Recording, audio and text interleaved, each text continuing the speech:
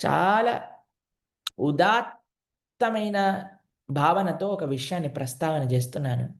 చాలా జాగ్రత్తగా మీరు వినండి.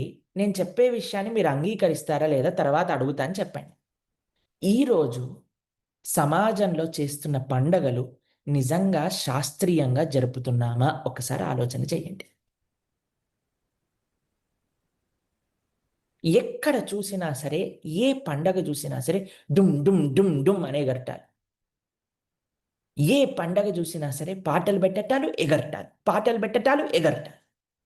వినాయక చవితి ఎగరటం, దసరా నవరాత్రులు ఎగరటం, బతుకమ్మ పండగ ఎగరటం, రామనవమి ఎగరటం. ఏ పండగ చూసినా సరే డుమ్ డుమ్ డుమ్ డుమ్ అని సౌండ్లు, ఎగరటాలు, పిచ్చి పిచ్చి వేషాలు, సినిమా పాటలు పెట్టి. ఎంత అన్యాయం అండి.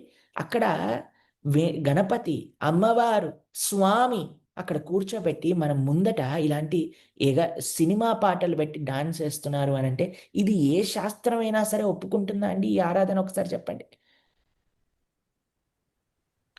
ఇప్పుడు మొత్తం పండగలు రాబోతున్నాయి. మీరు ఒక స్టాండ్ తీసుకోండి. మీ బాధ్యత, మీరు బాధ్యతగా చెప్పండి.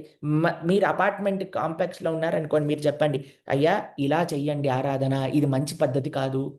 మీకు డొనేషన్ల కోసం వస్తారు కదా, వాళ్ళకి చెప్పండి, ఇలాంటి సినిమా పాటలు పెట్టినా, ఇలాంటి డప్పులు మోగించినా సరే మేము ఒప్పుకోము. డొనేషన్లు ఇస్తాం మేము. చక్కగా అన్నదానం చేయండి.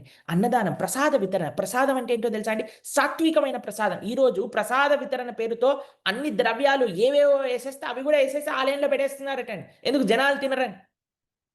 సాత్వికమైన ఆహారాన్ని మాత్రమే ప్రసాదంగా వినియోగపెట్టించాలండి. కాబట్టి చెప్పండి, అయ్యా మీరు ఇంత చందాలు తీసుకుంటున్నారు, డొనేషన్ చేద్దాం, మంచి కార్యక్రమం చేద్దాం. చక్కగా పర్యావరణాన్ని కాపాడే విధంగా మూర్తుని పెట్టి చక్కగా ఆరాధన చేసి, వైదికంగా పూజలు చేసి, మంగళ వాయిద్యాలతో తీసుకెళ్ళి చక్కగా, సరే అండి డీజే సిస్టమ్ పెట్టండి, కానీ దాంట్లో దేవుడి పాటలు పెట్టండి. డిమ్ డుమ్ ఢమ్ ఢిమ్ అని. అది డిస్కోలో చేయాల్సిన అవసరం, భగవంతుడి ముందు చేయాల్సిన అవసరం లేదండి. అది కూడా తాగేసి ఒక మత్తులో ఎందుకండి ఇవన్నీ చెప్పండి మనకి?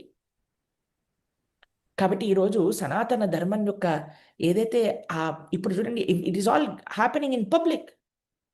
We have to be very careful about it. ఏం చేస్తున్నా, ఎలా చూపిస్తున్నా, మన ధర్మం అంటే ఏంటి అని ఎలా చూపిస్తున్నా.